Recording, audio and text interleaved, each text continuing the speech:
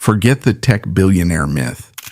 The man who invented modern antivirus software paid desperate teenage girls to stand over a hole in a canvas hammock and defecate directly onto his face.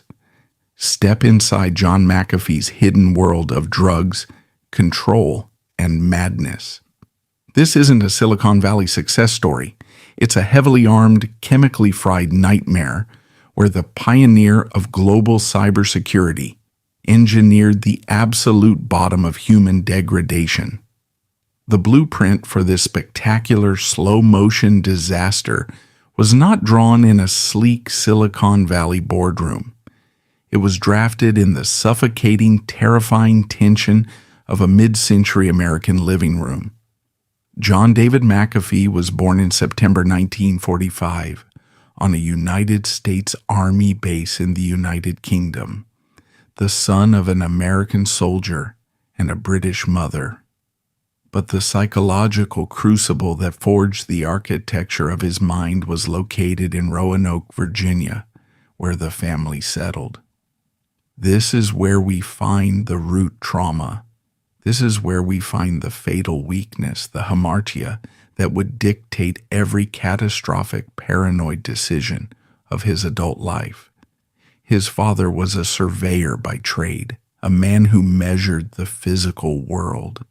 But by nature, behind the closed doors of their suburban home, he was a vicious, unpredictable, and chronically abusive alcoholic. For young John, childhood was not a time of innocence or discovery. It was a grueling daily exercise in extreme hypervigilance. He learned before he could fully articulate the words that the world was fundamentally unsafe. He learned that the very people who were supposed to be the ultimate arbiters of protection could transform into violent monsters at the sharp clink of a glass or the slamming of a door. To survive in that house, John had to become a master at reading microscopic shifts in reality. He had to listen to the specific cadence of his father's heavy footfalls on the front porch to gauge his level of intoxication. He had to analyze the exact slur in a sentence, the tension in his father's jaw, the angle of his shoulders. Failing to anticipate the violence meant enduring it. This constant thrumming anxiety wired his young brain for survival in a fundamentally hostile environment. He was a boy running a threat detection program in his head 24 hours a day, 7 days a week. The physical manifestation of this was a child who never truly slept, who flinched at sudden movements, who lived in a state of perpetual agonizing defensive readiness. But the definitive fracture, the absolute shattering of his psyche, occurred when John was 15 years old. His father, consumed by the very demons he had inflicted on his family, took a gun and blew his own brains out. For a teenage boy already living in a state of terror, this suicide was not just a tragedy. It was the ultimate act of betrayal and the ultimate display of pathetic helplessness. The lesson John McAfee internalized in the bloody aftermath of that event was absolute, uncompromising, and irreversible. To rely on anyone is to invite destruction, and to ever allow yourself to be vulnerable is a literal death sentence. That profound, unshakable dread of ever being helpless again became his operating system. It was the fatal weakness from which he could never uninstall himself. Every single action he took for the rest of his life, every line of security code he wrote, every armed fortress he built, every weapon he stockpiled, every young woman he manipulated, and every narcotic he ingested was a desperate, lifelong attempt to ensure that he would never, ever be the victim, sitting helplessly in the dark. He would be the one holding the gun. He would be the one in control. He fled into the only two things that offered an illusion of absolute mastery: complex mathematics, and intense chemical intoxication. By the time he enrolled at Roanoke College in the late 1960s, he had already discovered that heavy alcohol consumption could temporarily muffle the screaming, paranoid alarms in his head. But it was in mathematics, and specifically the nascent, uncharted field of computer science, that he found a religion. Here was a universe built on absolute, unyielding logic. It was a binary world of ones and zeros, where cause and effect were perfectly aligned, completely devoid of the messy, violent, unpredictable chaos of human emotion. In the realm of early computing, John McAfee was not a frightened, fatherless boy from Virginia. He was a god. He could dictate reality through syntax. If the code was right, the machine obeyed flawlessly. There was no betrayal in a punch card. His intellect in this arena was undeniable, acting as a golden passport that granted him immediate entry into some of the most prestigious and demanding institutions of the era. By the late 1960s, he was working as a programmer for NASA's Institute for Space Studies in New York City. The psychological contrast was stark. A young man grappling with profound internal chaos was now employed to calculate the exact, rigid orbital trajectories for the Apollo space program. From NASA, he moved on to UNIVAC as a software designer and later to Xerox as an operating system architect. On paper, to the outside observer, his trajectory was the quintessential idealized American success story. He was a brilliant mind capitalizing on the absolute dawn of the information age, building the infrastructure of the future. But there was a massive, growing, and dangerous contradiction between his public competence and his internal decay. The gap between what the world saw and what he actually felt was widening into an abyss. Throughout the 1970s, as his career steadily ascended the ranks of the tech world, his addiction metastasized. He was the ultimate high-functioning addict, a master illusionist living a dual existence. The alcohol, which had once been a comforting blanket, was no longer enough to silence the trauma. He moved on to marijuana, then to psychedelics, seeking a chemical escape from his own rigid need for control. But eventually, inevitably, he found his true master, a ravenous, all-consuming dependency on cocaine. He would later admit in rare moments of candor that he rarely went a single day during this entire decade without being profoundly altered. He was designing incredibly complex logistical systems for major corporations, attending board meetings, and writing critical software architecture while hiding stashes of drugs in his desk drawers. He was doing lines of cocaine on his lunch breaks, adjusting his tie and returning to the office to outprogram men who were completely sober. The drugs served a very specific dual psychological purpose. Yes, they numbed the lingering, agonizing trauma of his childhood. But more importantly, heavy stimulants like cocaine fed his rapidly inflating God complex. They provided a chemical simulation of absolute power. Cocaine made him feel hyper-competent, hyper-aware, and completely invincible, effectively masking the terrified, vulnerable teenager still trapped inside his adult body.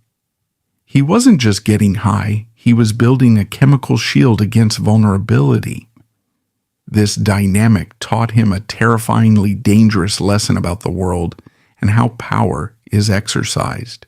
He realized that he was manipulating his employers, his colleagues, and the entire corporate structure, coasting on sheer raw intelligence while his moral and physical core rotted away, and the system let him do it. He learned that as long as he produced exceptional results, as long as he generated value, society would willfully look the other way. He learned that extreme brilliance was the ultimate alibi. Rules, ethics, corporate policies, and even the law, he concluded, apply only to the unremarkable. If you are smart enough, if you are valuable enough, you can manipulate the system entirely. You can build your own reality. Up to this point, everything in his life is still relatively contained within the standard, albeit tragic, narrative of a brilliant, self-destructive addict. He is severely hurting himself. He is lying to his employers, but he has not yet begun to export his chaos to the wider world. His darkness is internal. Then the timeline reaches a critical, catastrophic juncture. It is 1986. John McAfee is working for Omex, living in a sprawling, expensive house, deeply entrenched in the lucrative Silicon Valley ecosystem. But his chemical dependencies have spiraled completely out of his control. He is no longer using the cocaine to maintain the illusion of control. The cocaine is entirely in control of him. He is consuming massive quantities of the drug, pushing his physiological limits to the absolute edge. And then, the physical manifestation of his psychological rot finally catches up with him. In a moment that should have been a turning point toward redemption and clarity, his body simply gives out. While sitting at his desk, his heart begins to hammer with violent, unnatural arrhythmia. He suffers a massive, terrifying, drug-induced cardiac event. It is a visceral, agonizing brush with death. As he collapses, struggling for air, clutching his chest, he is forced to confront the exact scenario he has spent his entire life running from. He is entirely, completely helpless.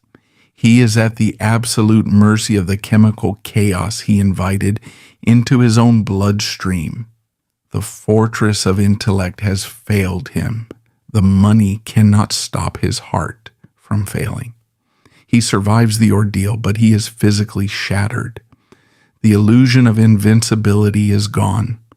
Terrified by the proximity of his own demise, he seeks help. He enters Alcoholics Anonymous, he commits to the program, and he attempts to get completely clean. He stops taking the drugs.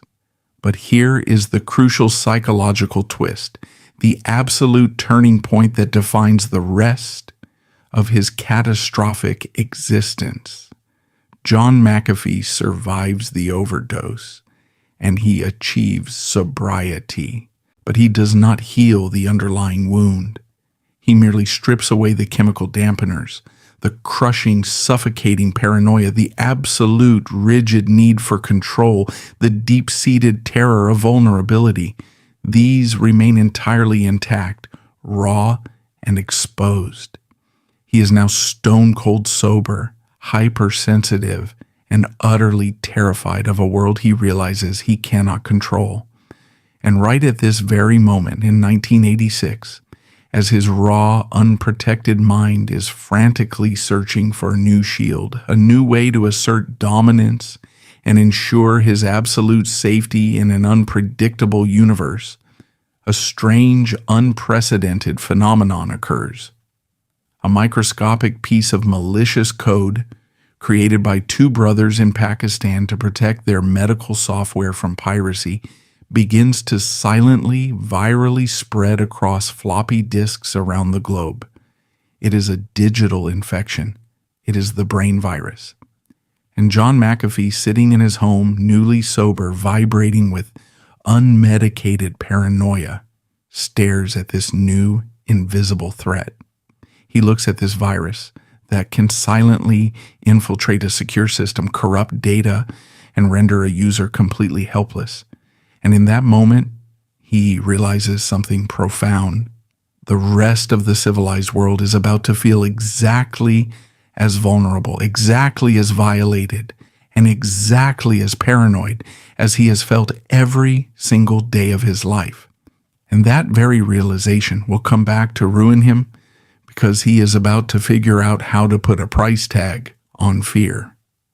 The year is 1987. John McAfee is physically sober, but psychologically, he is a man standing raw and exposed in the middle of a battlefield. He has survived the catastrophic cocaine-induced cardiac event that nearly stopped his heart, but removing the drugs did not cure the disease. It merely removed the anesthetic. He is now acutely, painfully aware of his own vulnerability. And precisely at this moment of maximum internal terror, the external world validates his deepest, darkest fear. The brain virus, the first widespread computer virus, begins creeping across the globe via infected floppy disks. To the average person in 1987, a computer virus was a confusing, almost science fiction concept. But to John McAfee, a man whose entire psychological architecture was built around the desperate need to prevent unauthorized access to his own life, it was a profound revelation. The brain virus was not particularly destructive. It simply changed the label of the disk drive and left a message, but it was intrusive. It meant that an invisible, malevolent force could enter your personal sanctuary, alter your reality, and leave you completely powerless to stop it. It was the digital equivalent of his father's unpredictable violent rage breaking down the bedroom door. McAfee looked at this digital infection and saw a mirror reflecting his own lifelong trauma. The sanitized Silicon Valley myth suggests he set out to build a multi-million-dollar corporation to help humanity.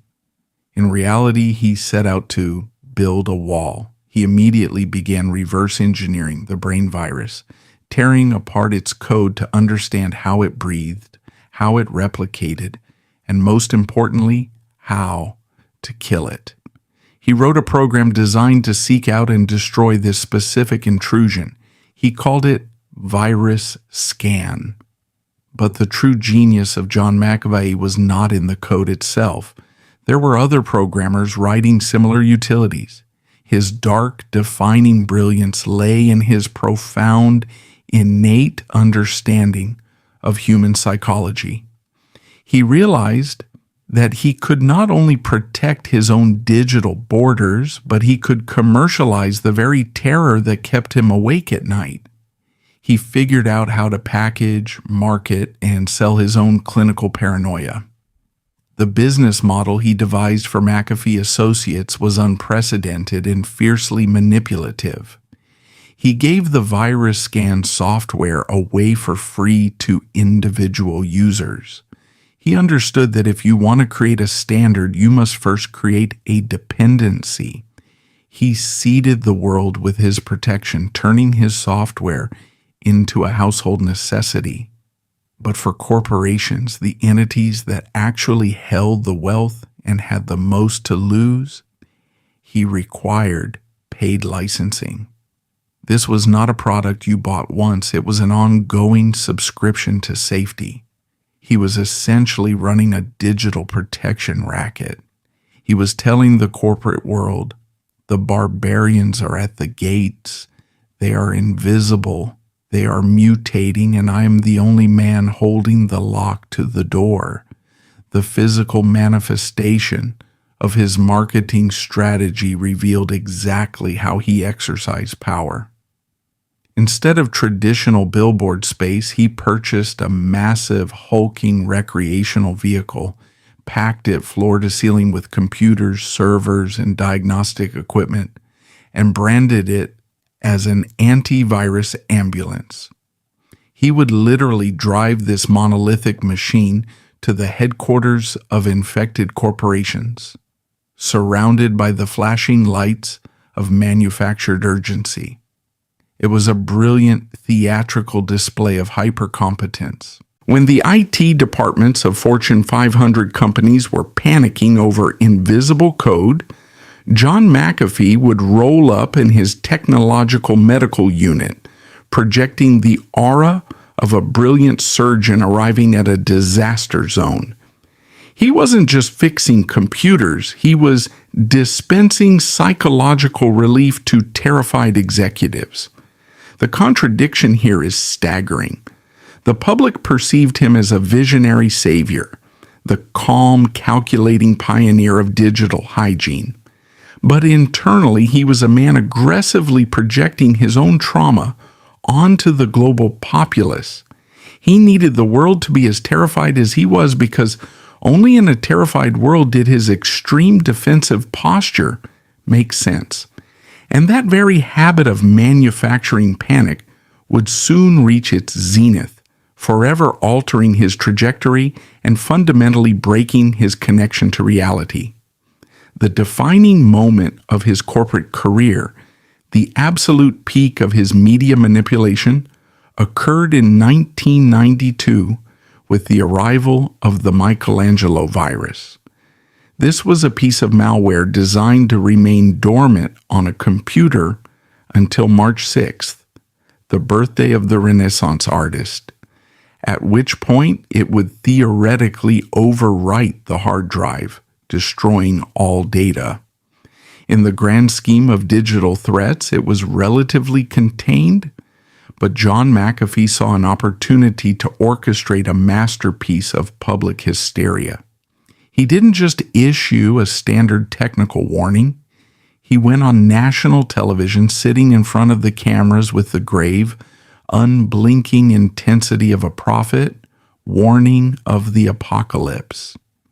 He looked directly into the lens and told the American public and the world that up to 5 million computers could be catastrophically wiped out in a single day.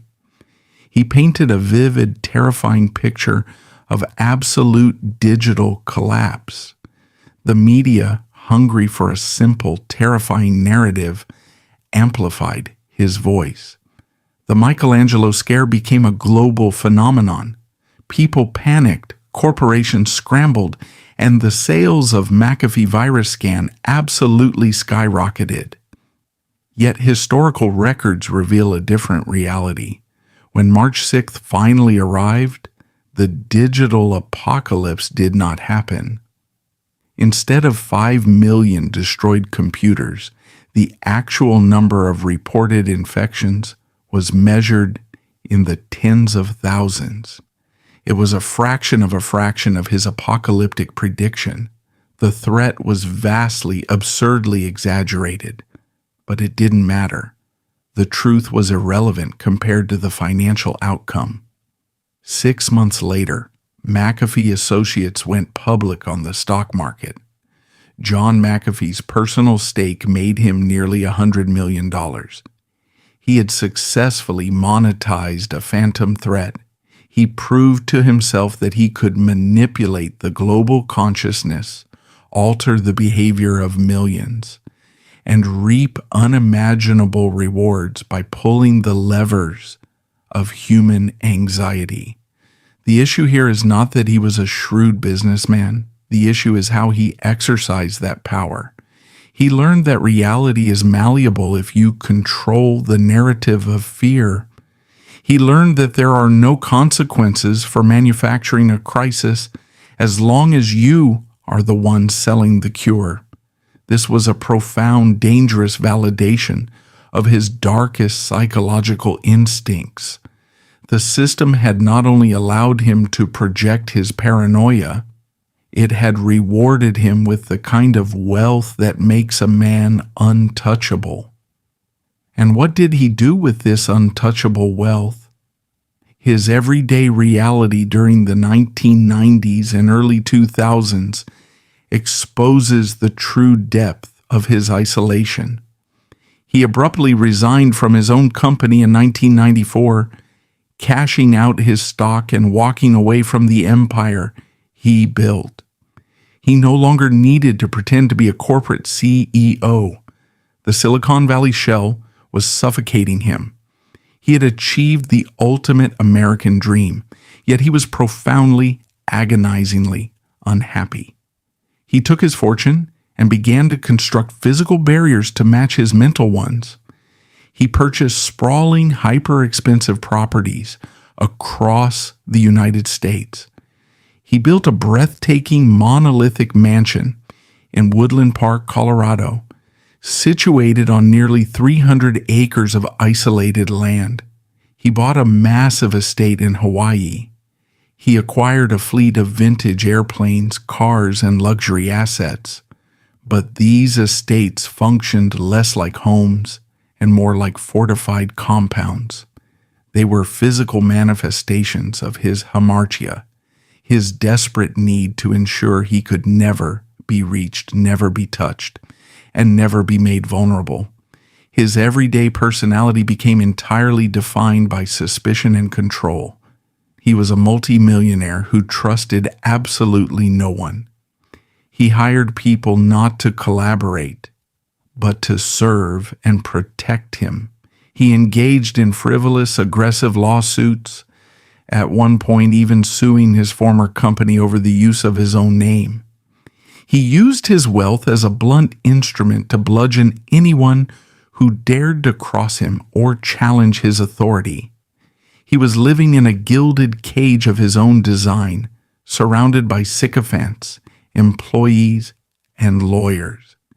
He had successfully isolated himself from the human race, building a reality where every single interaction was a transaction, and every relationship was defined by a power dynamic where he held all the capital. The drama-filled contradiction of this era is profound. He was celebrated by the media as an eccentric genius, a yogi who taught classes at his Colorado estate, a man who had conquered the tech world and retired to seek spiritual enlightenment. Magazines ran glossy profiles on his fleet of planes and his innovative ideas. But the reality hidden behind the high-security gates of his mansions was that of a man slowly going mad from isolation. He was fundamentally incapable of intimacy. He was constantly scanning his environment for threats that did not exist. He was a pioneer of the digital age, yet emotionally paralyzed by his past, forever waiting for the violence to restart. Up to this point, everything is still relatively okay by the twisted metrics of extreme wealth. His eccentricity and his deep psychological flaws are effectively masked by his massive bank account. Society tolerates and even celebrates a paranoid narcissist if he is worth $100 million. He can afford to pay for the damage he causes. He can afford to buy silence. Then in 2008, the global economic structure fractured, and John McAfee's perfectly controlled reality was suddenly, violently shattered. The financial crisis hit his portfolio with the force of a bomb. The exact numbers are shrouded in his own myth-making, but reports indicated his wealth plummeted from a peak of $100 million to roughly $4 million.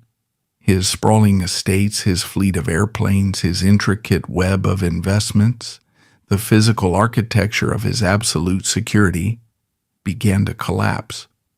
To a normal person, a fortune of $4 million is still a lifetime of luxury. But to John McAfee, it was a death sentence. The money was never about buying luxury. It was the only shield he had against a terrifying world. Losing his wealth meant losing his invulnerability. It meant that the legal and financial systems of the United States, systems he had previously manipulated with ease, could now reach out and crush him.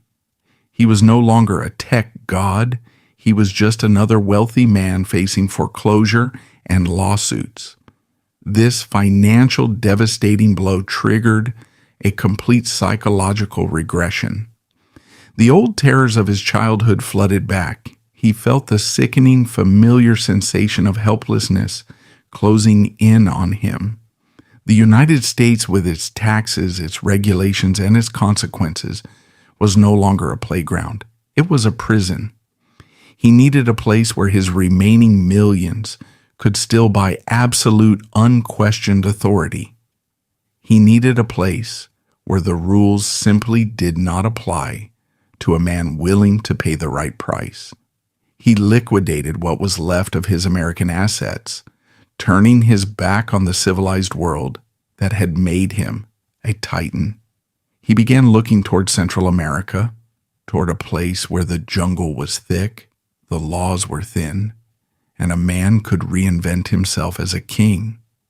The reality was far darker than a simple relocation. He sought out the sweltering, lawless heat of Belize to build a specific kind of kingdom, and he would go to horrifying lengths to ensure he was never, ever helpless again. When you strip a man of his societal constraints and hand him millions of dollars in a developing nation, you do not see his true character, you see his true pathology. In 2008, Ambergris Cay, a narrow strip of island off the coast of Belize, was known primarily to scuba divers and expatriates looking for a quiet, sun-drenched retirement. It was a place where the roads were unpaved, the local government was famously underfunded, and the rule of law was, at best, a flexible suggestion. To a tourist, it was a tropical paradise. To John McAfee, a man whose psyche was fundamentally shattered by a lifelong terror of vulnerability, it was a geopolitical vacuum waiting to be filled. It was a blank canvas upon which he could finally paint his masterpiece of absolute, unchecked paranoia. He arrived in Belize not as an investor or a retiree, but as a conqueror fleeing a collapsing empire. He purchased a sprawling compound in the town of San Pedro, but his new residence quickly became a heavily fortified, militarized bunker. The architecture of his new everyday reality became a physical manifestation of his psychological state. He erected high concrete walls topped with razor wire. He installed military-grade security cameras, monitoring every conceivable angle of approach. But his most chilling defensive measure was biological. He bred and maintained a pack of heavily aggressive semi-feral dogs. There were dozens of them, roaming the perimeter of his property, snarling at anyone who dared to walk down the public beach near his estate. These dogs functioned as the flesh and blood extension of his virus scan software. They were a violent, unpredictable perimeter defense system designed to detect and destroy intruders. But more importantly, they were a projection of his own internal state. The dogs were vicious, loud, and constantly on edge, an exact mirror of the man hiding behind the concrete walls. He was projecting his own rabid fear outward, ensuring that anyone who approached him felt exactly the same terror that he felt every single day. The issue here is how power is exercised when it is entirely uncoupled from morality or oversight. In the United States, McAfee's power was limited by the SEC, by corporate boards, and by a functioning legal system. In Belize, his remaining millions made him a god among mortals. He looked at the local police force, the San Pedro precinct, and he did not see an authority to respect. He saw a vulnerability to exploit. He recognized that the local officers were underpaid, under-equipped, and highly susceptible to the gravity of extreme wealth. So he simply bought them. He didn't just slip cash in envelopes, he institutionalized his corruption. One specific detail illustrates the grotesque nature of his manipulation. John McAfee openly donated over $1 million in equipment to the local police and the Belizean Coast Guard. He bought them high-speed interceptor boats. He bought them riot gear. He bought them M16 assault rifles, and he provided them with a daily supply of free meals from local restaurants. The public relations spin, which the international media briefly swallowed, was that he was an eccentric philanthropist helping to eradicate local drug cartels. The reality was vastly, terrifyingly different. By heavily funding the police, he was effectively privatizing them. He was transforming a sovereign nation's law enforcement into his own personal, publicly funded militia. When the police patrolled the island in the boats he bought, carrying the weapons he supplied, eating the food he paid for, they were no longer answering to the government of Belize. They were answering to John McAfee. If a local resident had a dispute with him, who could they call? The very officers who were on his payroll. This is the drama-filled contradiction that defined his existence in Central America. He loudly and publicly preached a philosophy of extreme libertarianism. He claimed to be a champion of absolute individual freedom, a man who despised government overreach and the tyranny of the state. Yet the moment he had the resources to build his own society, instead of the libertarian utopia he preached, he constructed a brutal, hyper-militarized micro-dictatorship where he was the supreme unquestioned leader. He despised the government only because it was an authority greater than himself. In Belize, he became the very tyranny he claimed to hate. His everyday personality underwent a dark, theatrical transformation. He shed the image of the Silicon Valley executive entirely. He began heavily tattooing his aging body. He walked the dusty streets of San Pedro shirtless, a heavy caliber pistol openly tucked into his waistband, flanked by heavily armed guards he had recruited from local street gangs. He wanted the locals to see the gun. He wanted them to see the muscle. He was performing a crude, violent pantomime of dominance, desperately trying to convince everyone around him and himself that he was the apex predator. But the fatal weakness, that agonizing core of Hamartia, was a hunger that could not be satisfied by walls, dogs, or bought police officers. No matter how many men with AK-47 stood outside his bedroom door, the terrified 15-year-old boy inside his head was still screaming. The physical defenses were flawless, but he was still a prisoner of his own mind.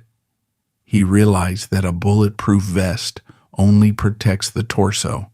It does nothing to protect the psyche from its own internal collapse. He began to view the entire island of Ambergris Caye with deep corrosive suspicion. He became convinced that the local drug cartels were plotting against him. He believed the Belizean government, the very officials he was bribing, were secretly conspiring to assassinate him and seize his assets. He alienated the expatriate community, accusing his neighbors of spying on him. He installed a ferry service across the lagoon near his property, ostensibly as a public work, but in reality, it was a choke point. It was a way for his armed guards to monitor, document, and intimidate every single person who traveled near his compound. He was collecting data on the locals with the same obsessive, paranoid intensity with which his software once scanned for malicious code. The consequences of this policy were devastating for the surrounding community. He pushed a peaceful, quiet island into a state of tense, militarized anxiety. He introduced heavy weaponry and gang-affiliated enforcers into a town that relied on tourism. He created a culture of fear where locals learned to look the other way when McAfee's heavily armed convoys sped through the streets. He was systematically destroying the social fabric of San Pedro, reshaping the entire ecosystem to serve his own pathological need for security. But even this absolute subjugation of a town was not enough. By late 2010, the paranoia was reaching a critical mass. The external reality he had constructed, the fortress, the militia, the bought politicians, was complete. There were no more external threats he could realistically neutralize. Yet the fear remained. It throbbed in his temples. It kept him awake at night, sweating in the tropical heat, staring at the ceiling, waiting for the invisible enemy to strike. He realized that if he could not completely control the external world, he had to take absolute control of his internal chemistry. He needed a new kind of shield, a barrier that didn't just stop bullets, but altered the very fabric of his consciousness. By 2011, the physical fortifications of his Belizean compound were no longer enough to silence the paranoia screaming inside his head. Defying all logic, John McAfee stopped trying to fight his demons with concrete and steel. He retreated into a deeply hidden laboratory on his property, choosing instead to chemically weaponize his own madness. He realized that a bulletproof vest only protects the torso. It does absolutely nothing to protect the psyche from its own internal collapse. If he could not completely control the unpredictable external world, he had to take absolute dictatorial control of his internal chemistry. He needed a barrier that didn't just stop bullets, but filtered reality itself. To understand the sheer catastrophic scale of this descent, we must look at the specific substance he chose to synthesize. He abandoned cocaine, the social lubricant of the Silicon Valley boardrooms he now despised, and turned his brilliant, rotting mind toward a class of synthetic cathinones, specifically a compound known as MDPV. In the United States, this substance would eventually be sold in gas stations and head shops under the innocuous name bath salts, notorious for inducing terrifying, violent, psychotic breaks in its users. But McAfee was not buying it off the street. He claimed to the Belizean government that his laboratory was dedicated to extracting natural antibiotics from jungle plants, a philanthropic endeavor to cure bacterial infections. The reality was a grotesque subversion of his own genius. He was using his millions to fund a private narcotics manufacturing facility, dedicating his vast intellect to purifying a chemical that perfectly simulated the sensation of being hunted. Why would a man who has spent his entire life running from extreme, paralyzing fear intentionally ingest a chemical known to induce terrifying paranoia and severe auditory hallucinations? This is the core psychological contradiction, the devastating manifestation of his hamartia. MDPV is a brutal stimulant that traps the brain in a perpetual agonizing state of fight or flight. For a normal person, this is a nightmare. But for John McAfee, a man whose baseline existence was already defined by a relentless expectation of betrayal and violence, the drug offered a twisted form of validation. The chemicals provided the boundless, manic energy required to match the terrifying speed of his own racing thoughts. When the drugs made him see shadows moving in the jungle, he finally felt justified in his terror. The MDPV didn't create the paranoia. It simply provided the physical stamina he needed to sustain his delusions, keeping him awake for days, pacing his compound, heavily armed, and waiting for the invisible enemy to finally breach the gates. A deeply disturbing detail from this era highlights the bizarre gap between his public isolation and his desperate need for an audience. While barricaded inside his heavily armed jungle fortress, completely alienated from his neighbors and the local government, McAfee sought out a digital community. Under the pseudonym Stuffmonger, he became a prolific poster on a popular internet message board dedicated to illicit drug use.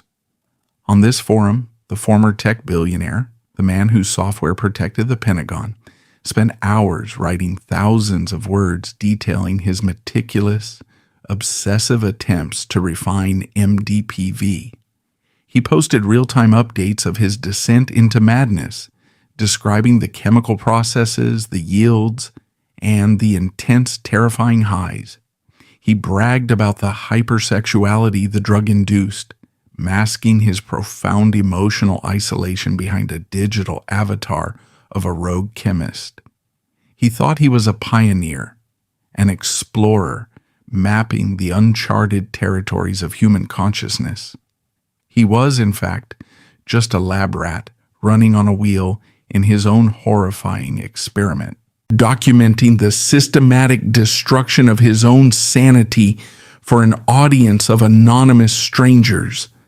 As the chemical shield hardened, his everyday reality mutated into a dystopian nightmare, and his exercise of power became completely untethered from any moral framework. Inside the compound, his treatment of those physically and financially trapped within its walls became increasingly severe. His household in Belize functioned entirely as a harem of captives, exploiting the crushing systemic poverty of the local communities. McAfee began moving a succession of young, desperately poor Belizean women into his estate. Many of them, like a girl named Samantha Herrera, were only 17 or 18 years old when they were absorbed into his orbit. He provided them with an endless supply of money, alcohol, and shelter, completely severing their ties to their families and their past lives. The issue is not simply that a wealthy older man was dating younger women. The issue is how he weaponized his wealth to strip them of their autonomy. He plunged these teenagers directly into the epicenter of his chemically induced psychosis. In exchange for shelter, he forced them to participate in his delusions.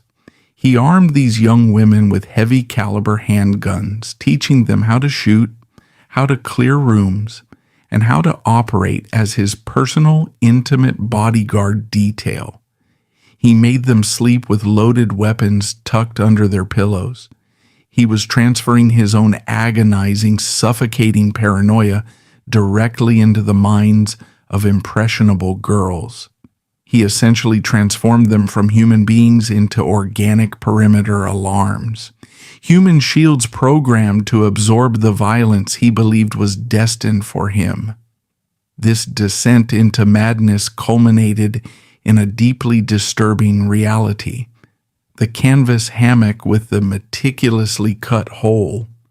According to multiple corroborated accounts detailed by former employees and the women who lived with him, McAfee would pay these young, economically desperate girls to stand above him and participate in acts of extreme, unspeakable bodily degradation through that hole. This was the absolute, undeniable nadir of human degradation, perfectly illustrating the catastrophic consequences of his psychology. Many psychological analysts suggest this was not merely a bizarre fetish, but the ultimate terrifying manifestation of power and control. It traces directly back to his core trauma, the 15-year-old boy who learned that to be helpless is to be destroyed.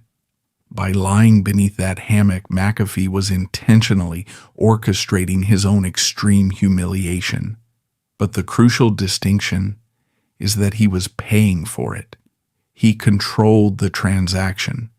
By using his immense wealth to purchase the degradation of others forcing them to commit an act that strips away their own dignity just to serve his twisted needs. He was maintaining absolute power over the situation. If he is the architect of the filth, if he writes the script and pays the actors, then he is not a victim. He is in complete, absolute control of the chaos. It is grotesque because he transformed human beings into raw, disposable materials for his own psychological stabilization, proving to himself that his money could buy the ultimate submission of the human soul. But an empire built on synthetic psychosis and extreme subjugation is incredibly fragile. The gap between how the public perceived him and his inner reality had become a yawning chasm, and his blatant, unchecked lawlessness eventually forced the hand of the very authorities he believed he had entirely corrupted. He had pushed the nation of Belize, or at least the local infrastructure of Ambergris Caye, to its absolute breaking point. His heavily armed guards, his aggressive dogs, and the constant thrumming tension surrounding his compound could no longer be ignored by the capital. The protective bubble he had bought with his millions was about to violently burst. The climax of this deeply disturbed era arrived on the morning of April 30th, 2012.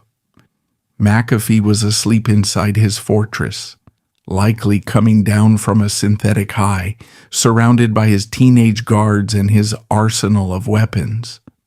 The silence of the jungle was suddenly shattered by the deafening roar of stun grenades and the heavy, synchronized boots of the Belizean Gang Suppression Unit, the GSU. This was not the local San Pedro police force he had successfully bought with boats and free meals. This was a heavily armed national paramilitary unit, and they had arrived with a battering ram. The GSU breached the concrete walls of the compound with overwhelming, terrifying force. The violent reality McAfee had spent his entire life anticipating, the exact scenario his father's suicide had programmed him to expect, was finally happening. The heavily armed officers stormed the property, immediately shooting and killing several of his aggressive guard dogs, the very animals that represented his externalized paranoia. They dragged McAfee from his bed, threw him against the concrete, and placed him in handcuffs. They raided his laboratory, confiscating his chemistry equipment, his massive stockpile of firearms, and his cash. The man who had spent tens of millions of dollars to ensure he would never be helpless again was suddenly pinned to the floor of his own kingdom, staring down the barrel of a government rifle. He was arrested and detained on suspicion of manufacturing illegal narcotics and possessing unlicensed weaponry. The fortress had fallen. The chemical shield had failed. For a few agonizing hours in a Belizean jail cell, John McAfee was just a terrified, powerless old man stripped of his money and his myth. The charges were eventually dropped due to a lack of definitive evidence regarding the exact chemical composition of the substances in his lab, a testament to his meticulous paranoid planning. He was released and he walked back into the humid Central American air, a free man. But the psychological damage of the raid was catastrophic and irreversible. The illusion of safety was permanently shattered. He realized that his wealth could not buy absolute immunity. The paranoid delusions fueled by the MDPV were now entirely validated by real-world violence. He was convinced that the government of Belize was actively trying to murder him. The internal madness that had been contained within the walls of his compound was about to spill over into the outside world, setting the stage for a brutal, deeply personal tragedy. Because the next time a life was taken on Ambergris Caye, it wouldn't be a guard dog. And this time the blood would stain the sand just a few yards from his heavily guarded front door. And this is where the narrative shifts from the bizarre and the grotesque into the realm of cold-blooded murder. The raid by the gang suppression unit did not cure John McAfee's paranoia. It weaponized it into a terminal state. When the Belizean government smashed through his compound gates in the spring of 2012, they fundamentally altered the psychological architecture of his reality. Up to this point, his synthetic madness, fueled by the MDPV he was manufacturing, was theoretical. He believed people were out to get him. But after heavily armed soldiers threw him to the concrete and shot his dogs, the delusion became a documented fact. The barrier between his internal terrors and the external world completely evaporated. He was no longer a paranoid tech billionaire. He was a cornered animal with millions of dollars in the bank and a private, heavily armed militia waiting for his command. The tragic inevitability of what happened next centers on a man who represented the precise opposite of John McAfee, a man who believed that the rules of civilization still applied, even in the lawless heat of Ambergris Caye. Gregory Fall was a 52-year-old American builder who had retired to Belize after losing his business in the 2008 financial crisis. He lived in the house directly next door to McAfee's fortified compound. The physical contrast between the two men was a perfect visualization of their psychological states. Fall was a man trying to rebuild a quiet, structured life. He was well-liked, served on the local neighborhood watch, and wanted the beach to be peaceful. McAfee was a man actively dismantling his own mind, surrounded by razor wire, teenage girls with handguns, and the constant screaming chaos of synthetic drugs. The drama-filled contradiction of this era is how McAfee, a man who preached the gospel of absolute libertarian freedom, made it entirely impossible for his neighbor to live freely. The conflict did not begin with a grand conspiracy. It began with the dogs. McAfee's pack of aggressive, semi-feral dogs, the physical manifestation of his perimeter defense system, were a nightmare for the surrounding community. They barked relentlessly, day and night. They aggressively charged at tourists walking down the public beach. They bit people. For Gregory Fall, the situation became intolerable. Fall was not intimidated by the tattooed tech mogul. He repeatedly complained to the local authorities, the very police force that McAfee was actively bribing with equipment and cash. Fall even formally petitioned the mayor's office, legally documenting that McAfee's vicious dogs were a threat to public safety. When his absolute authority was challenged, his response was absolute. For John McAfee, Fall's complaints were not a neighborhood dispute over noise. They were an existential threat. In McAfee's chemically fried brain, defined by the fatal weakness of his core childhood trauma, any challenge to his authority was a prelude to total destruction. Fall was trying to use the system, the laws, the police, the mayor, to bypass McAfee's defenses. And McAfee had spent his entire life, from the creation of VirusScan to the bribery of the Belizean Coast Guard, ensuring that no one could ever bypass his defenses. The timeline accelerates toward violence in the late fall of 2012. The tension between the two properties is suffocating. McAfee's armed guards are patrolling the perimeter, staring down Fall. And then, the inciting incident occurs. In early November, McAfee's beloved, aggressive dogs begin turning up dead. They are poisoned. They writhe in the sand, foaming at the mouth, victims of a lethal toxin slipped into their food. The issue is not simply who poisoned the dogs. Many locals despise the animals. The issue is the profound, catastrophic psychological snap that occurred inside John McAfee's head when he saw the corpses. His virus scan had been breached. The physical manifestation of his security had been neutralized. The helpless, terrified 15-year-old boy whose father had just pulled the trigger was suddenly resurrected in the jungle of Belize. The poison proved that his enemies could reach him. He was vulnerable.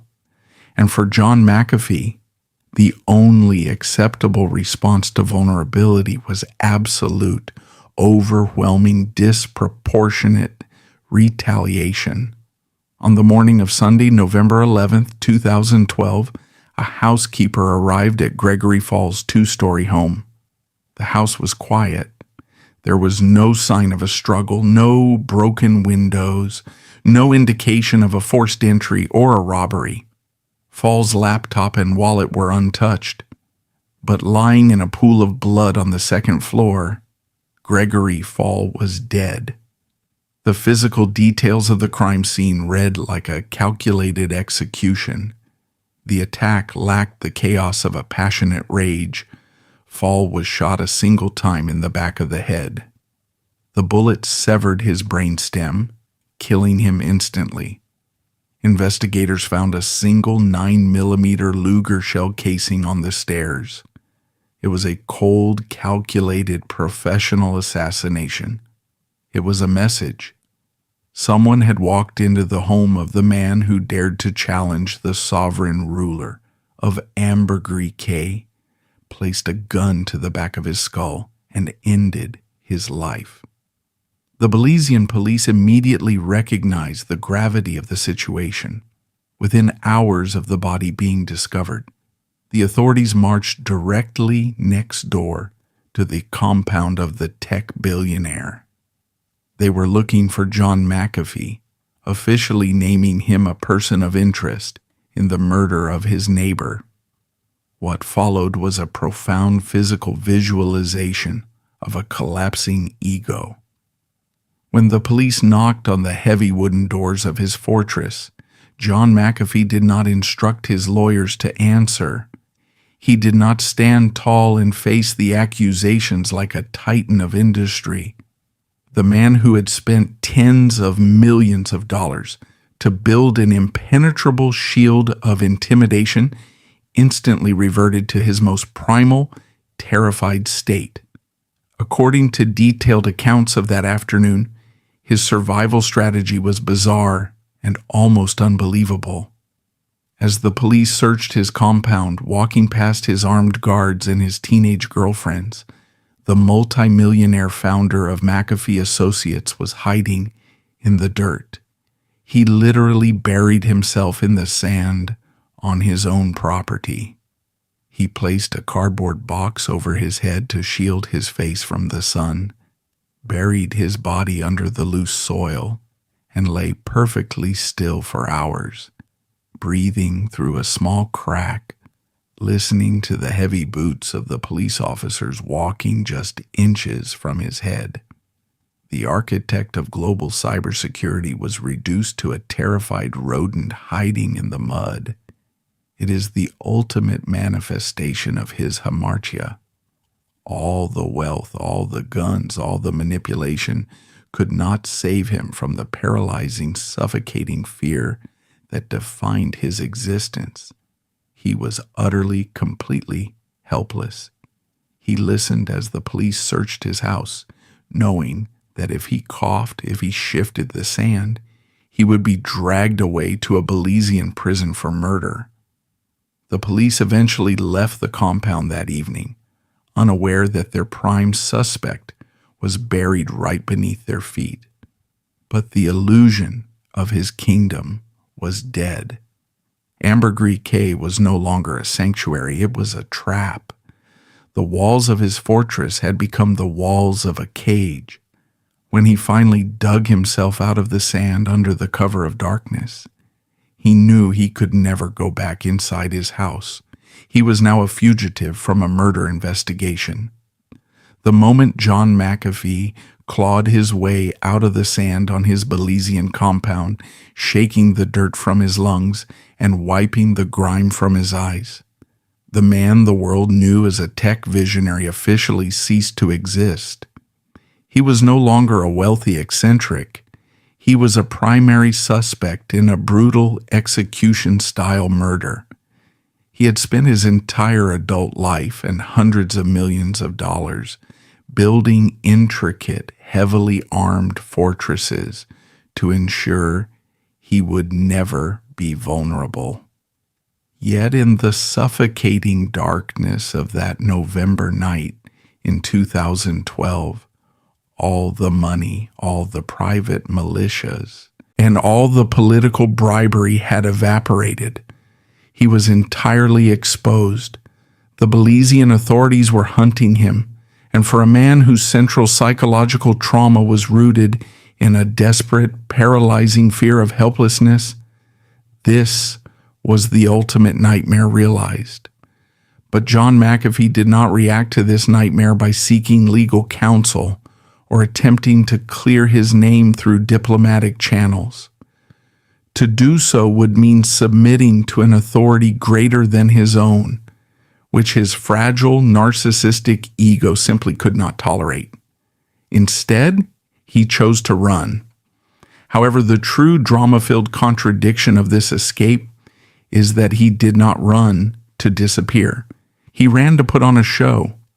He was about to execute a grotesque, highly publicized piece of performance art, turning his own evasion of a murder investigation into a global media spectacle.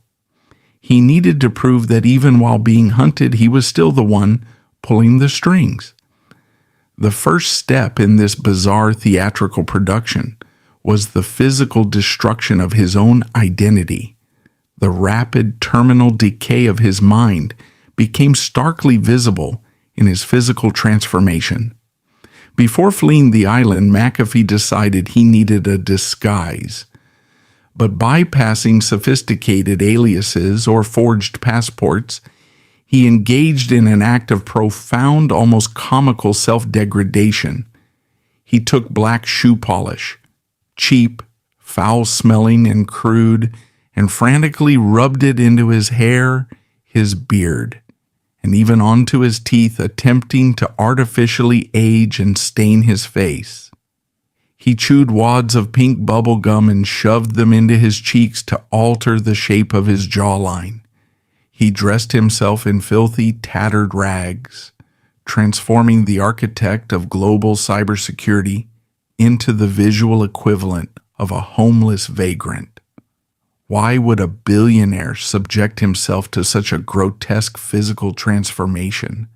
This was not just a disguise, it was a manifestation of his hamartia. His fear of being recognized and captured was so absolute, so overwhelming, that he was willing to completely obliterate his own dignity to survive. But there is a deeper, darker psychological mechanism at play here. By making himself look utterly repulsive, he was physically validating the internal rot that had been consuming him for decades. The shoe polish and the rags were simply the outward expression of the paranoid, chaotic wasteland inside his head. He was finally showing the world the monster he had always felt himself to be. Yet, despite this desperate attempt to look like a nameless drifter, his fatal weakness, his insatiable need for absolute control and validation, could not be suppressed. Here is a man hiding from a murder charge in a developing nation, disguised with shoe polish and bubble gum, knowing that the police are actively kicking down doors looking for him. The only logical survival strategy is absolute radio silent invisibility. But McAfee could not tolerate invisibility. If people were not looking at him, if he was not controlling the narrative, he felt completely powerless. So, he did something that defies all rational explanation. While actively fleeing from the Belizean police, John McAfee began calling reporters. He reached out to major Western media outlets, granting exclusive encrypted telephone interviews while hiding in safe houses and jungle encampments. He spoke with the cadence of a persecuted prophet, spinning wild, elaborate conspiracy theories. He claimed that Gregory Fall had been murdered by the Belizean government as a warning, and that he, McAfee, was the actual target of a massive state-sponsored assassination plot. He was not a suspect, he insisted. He was a political martyr. This is how power is exercised by a master manipulator. He knew that the global media would be entirely captivated by the narrative of a rogue billionaire on the run in the jungle. He weaponized the press, using their hunger for clicks and sensationalism to build a protective shield of public attention around himself. He calculated, quite accurately, that the Belizean government would hesitate to quietly execute a man who was currently on the front page of every major news website in the world.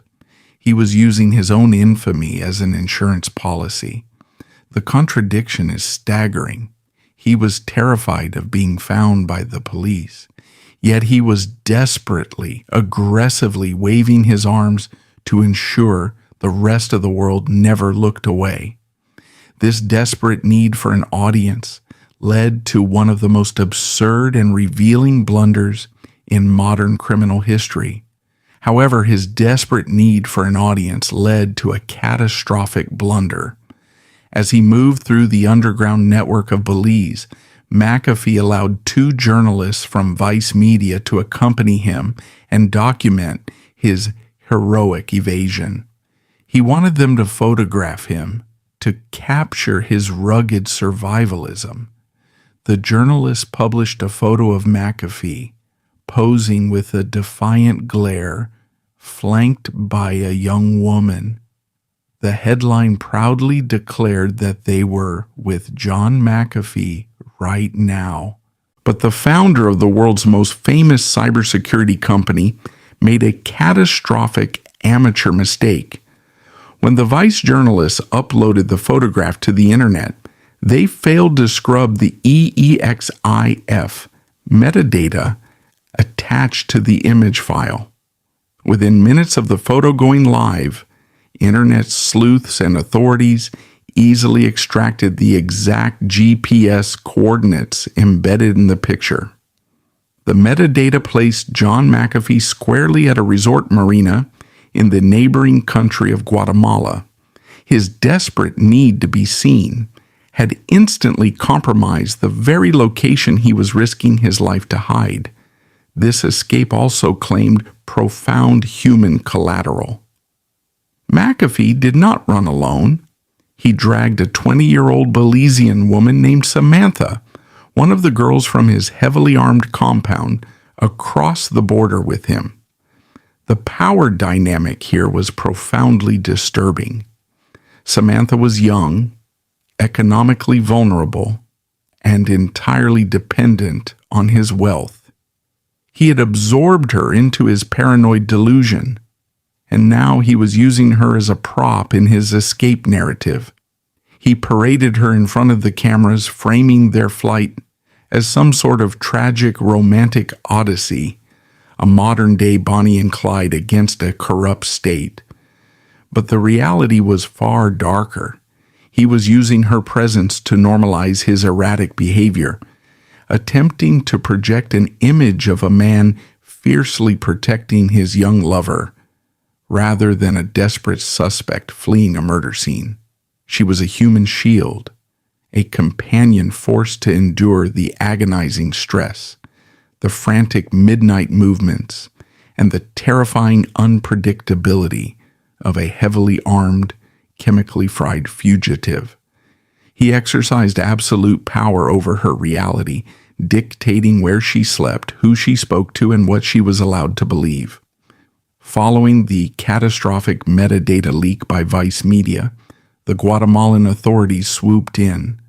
They did not care about his conspiracy theories or his claims of political persecution. To them, he was simply an undocumented alien who had crossed their border illegally. McAfee was arrested at his hotel in Guatemala City and thrown into a detention center. The walls had finally closed in. The Belizean government immediately filed extradition papers, demanding that Guatemala send McAfee back across the border to face questioning for the murder of Gregory Fall. The absolute paralyzing helplessness that McAfee had spent his entire life running from was now staring him directly in the face. He was locked in a foreign cell, stripped of his weapons, his computers, and his private militia. The Guatemalan legal system was preparing to hand him over to the men he believed were trying to kill him. And it is precisely in this moment of ultimate vulnerability that we witness the absolute peak of John McAfee's manipulative genius. He realized that neither his money nor his intellect could break the physical bars of his cell or stop the legal machinery of extradition. But he had one weapon left. He had his own body. He understood that the only thing a government fears more than a rogue billionaire is a dead billionaire in their custody, especially one currently headlining global news. As the extradition paperwork was being finalized, as the transport vehicles were being prepared to drive him back to Belize, John McAfee suddenly collapsed to the floor of his Guatemalan holding cell. He clutched his chest, his face contorted in agony, his breathing ragged and shallow. He appeared to be suffering a massive, fatal heart attack. The authorities panicked. Ambulances were called.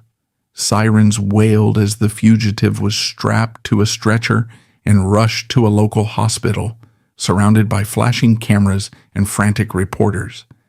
The extradition process slammed to an immediate, grinding halt. You cannot deport a man who is actively dying in a hospital bed. The irony here is sharp and deeply profound. In 1986, a genuine, terrifying heart attack caused by a massive cocaine overdose had forced McAfee to confront his own mortality and vulnerability, fundamentally altering the trajectory of his life. Now, decades later, he was weaponizing that exact same physical trauma. He was perfectly simulating the symptoms of cardiac arrest, using the memory of his most helpless moment to manipulate an entire sovereign nation. Hours later, while lying in a hospital bed hooked up to monitors, McAfee would quietly confess to his lawyer, and later to the media, that the entire medical emergency was a meticulously calculated fraud. His heart was perfectly tin. The collapse, the agonizing groans, the frantic rush to the hospital. It was all a brilliantly executed piece of theater designed for one specific purpose: to buy time. And the grotesque, terrifying reality is that his manipulation worked flawlessly. The delay caused by his fake heart attack gave his legal team exactly the window they needed to file an avalanche of appeals and injunctions. The Guatemalan government, suddenly thrust into the center of a massive, chaotic international media circus, simply wanted this deeply problematic, highly visible prisoner out of their jurisdiction as quickly as possible. Belize was demanding him, but the legal waters had been thoroughly muddied by the theatrical medical emergency and the relentless barrage of media attention McAfee had orchestrated.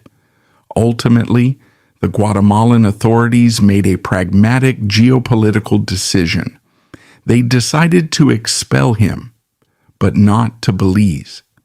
Because he was an American citizen, and because the diplomatic headache had become too severe, they loaded John McAfee onto a commercial airliner and deported him back to the exact place he had sworn he would never return. He was being sent back to the United States. He had successfully outmaneuvered a murder investigation, manipulated international borders, weaponized the global press, and faked a terminal medical event to secure his freedom. He had proven to himself once again that the rules of human decency, international law, and objective truth simply did not apply to him. He was untouchable. But as the plane touched down on American soil in late 2012, John McAfee was a man without a country, without a compound, and largely without his vast fortune.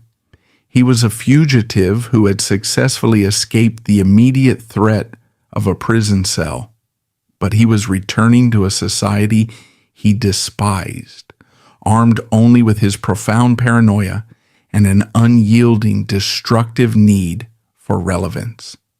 The final, most desperate chapter of his life was about to begin, and he was about to discover that the only thing more dangerous than a paranoid billionaire is a paranoid narcissist who is running out of cash.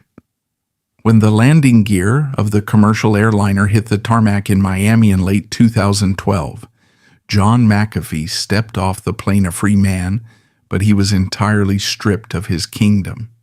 He had successfully outmaneuvered a murder investigation in Belize, manipulated the Guatemalan government into deporting him, and weaponized the global press to secure his safe passage.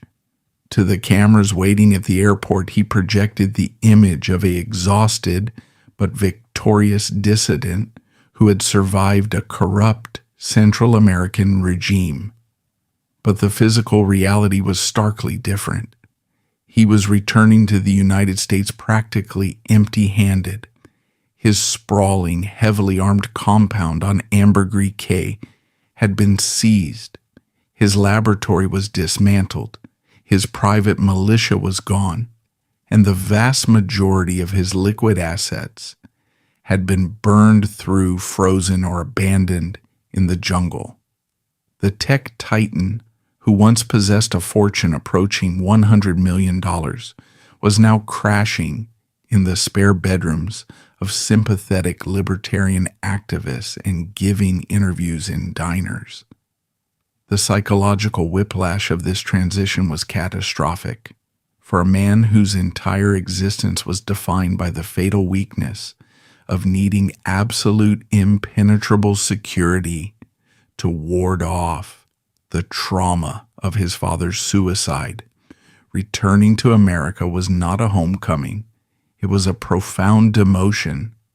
In the United States, he could not simply buy a police force. He could not legally maintain a private army of teenage girls carrying assault rifles. The rules of civilization, the very constraints he had fled to Belize to escape, were suddenly wrapped tightly around his neck. He was just another citizen, subject to the IRS, the SEC, and the FBI. But John McAfee's ego could not tolerate being ordinary. If he could no longer rule a physical piece of land with a gun, he needed to find a new, unregulated frontier where his specific brand of paranoid, manipulative brilliance could thrive. He found that frontier in the dark, chaotic, and rapidly expanding world of cryptocurrency. His pivot into the cryptocurrency sphere defined how he exercised power in his final decade. It was a match made in psychological hell. Cryptocurrency, in its early anarchic days, was driven by a deep inherent distrust of centralized banking, government regulation, and institutional authority. It was a financial ecosystem built on the exact same paranoia that had fueled McAfee's entire life. He looked at the crypto community and did not see a financial revolution. He saw an audience of millions who were already primed to believe that the system was rigged and that the government was the enemy. He saw a massive global flock of unregulated capital, and he immediately positioned himself as their chaotic shepherd. He weaponized his legacy. He leveraged the fading memory of McAfee associates to rebrand himself as a digital oracle. He began issuing bold, increasingly unhinged predictions about the price of Bitcoin on Twitter, cultivating a massive following of amateur investors, anarchists, and financial speculators. He built a digital cult of personality, projecting the aura of a man who possessed secret, forbidden knowledge about the future of money. But this was not a philanthropic endeavor. This was a highly calculated predatory extraction of wealth from the very people who idolized him. The issue is not just that John McAfee became a cryptocurrency promoter. The issue is how he engineered one of the most brazen, systematic pump and dump schemes in modern financial history. The mechanics of this fraud perfectly encapsulate a complete lack of human empathy.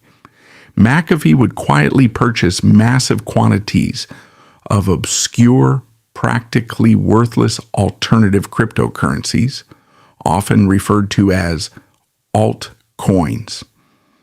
Once his digital wallets were full, he would use his massive Twitter platform to issue a coin of the day recommendation. He would explicitly tell his millions of followers that this specific useless token was the future of technology, that it was about to revolutionize the market, and that they needed to buy it immediately. Because of his perceived authority as a tech pioneer, his followers would panic buy the coin, artificially driving the price into the stratosphere in a matter of minutes.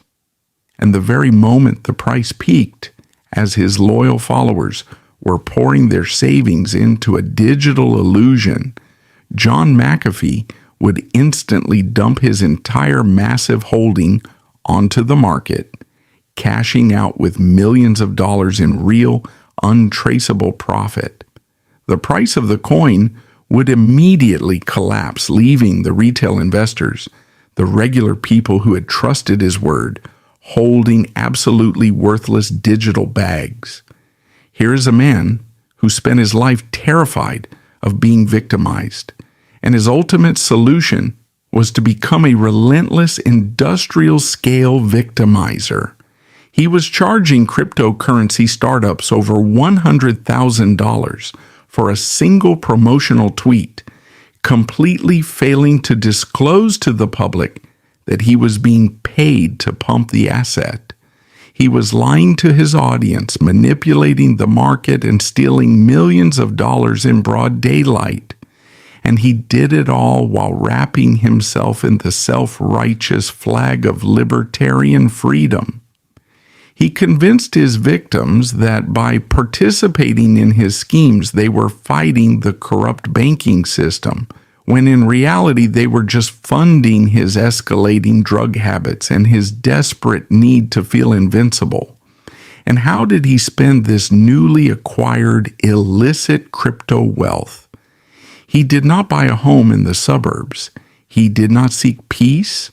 He used the money to build a floating, heavily armed version of his Belizean compound. He purchased a massive luxury yacht, which he essentially turned into a heavily fortified ghost ship. He filled the hull with high-powered assault rifles, ammunition, tactical gear, and a new security detail. He married a woman named Janice, whom he claimed to have met when he hired her as a sex worker on his first night back in the United States, absorbing her entirely into his paranoid, nomadic lifestyle. For years, John McAfee lived on this yacht, sailing through the Caribbean and international waters, playing a deeply dangerous game of cat and mouse with the global authorities. This is where we see the final fatal manifestation of his hamartia. His desperate need for control had mutated into an obsessive suicidal need to publicly humiliate the systems of power that he feared. He could not simply enjoy his stolen millions in quiet obscurity. He had to prove he was untouchable. He began aggressively, relentlessly taunting the United States government on social media. He posted videos of himself on a yacht, surrounded by assault rifles and drinking heavily, directly addressing the Internal Revenue Service.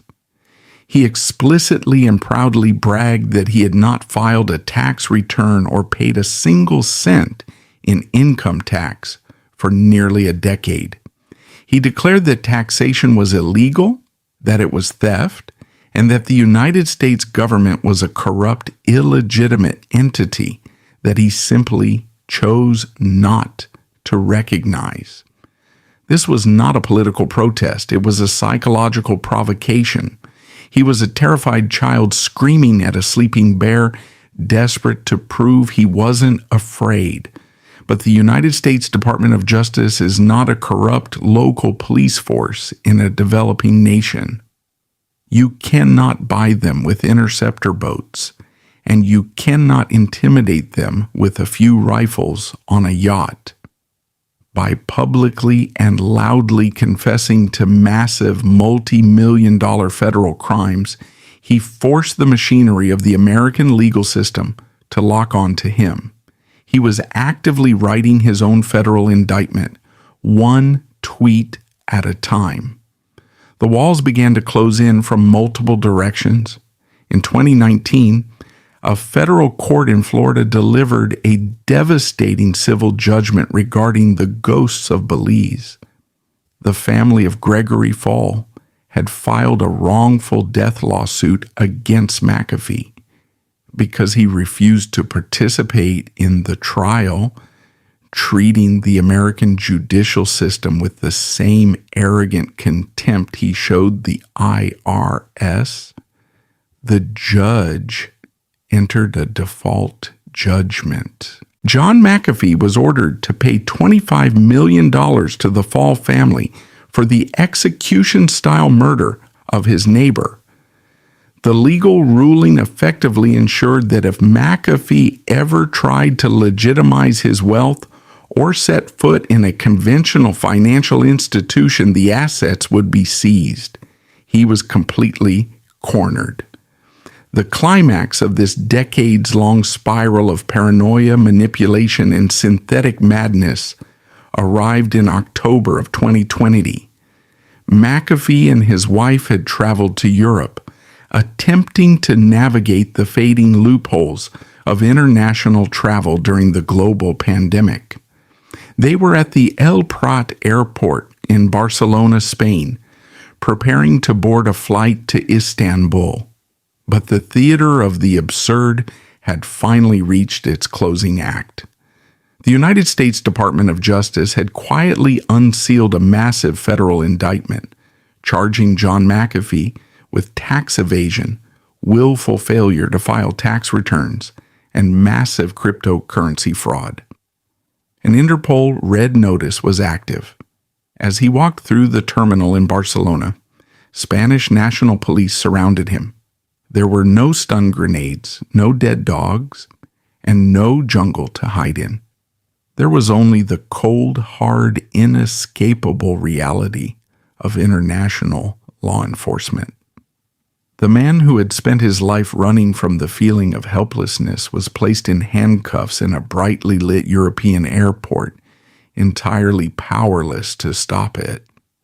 He was transported to the Bryans II Penitentiary, a high-security prison situated in the arid hills outside of Barcelona. The physical reality of this environment was profoundly crushing. This was not a sprawling compound with ocean views. This was a small, bleak concrete box with steel bars. The man who had engineered his own societies, who had commanded private armies, and who had roamed the oceans on a yacht armed like a battleship, was now confined to a space no larger than a parking spot. He was allowed a few hours of yard time a day. His meals were dictated by guards he could not bribe. The absolute terrifying vulnerability that had haunted him since the day his father pulled the trigger was now his permanent, inescapable reality. For 8 agonizing months, John McAfee sat in that Spanish cell fighting extradition to the United States. He managed to smuggle messages out through his wife and his lawyers, posting to Twitter from behind bars. The bravado began to crack. His messages shifted from defiant libertarian war cries to somber reflections on his loss of freedom. He complained about the food, the isolation, and the despair. The physical decay was rapid.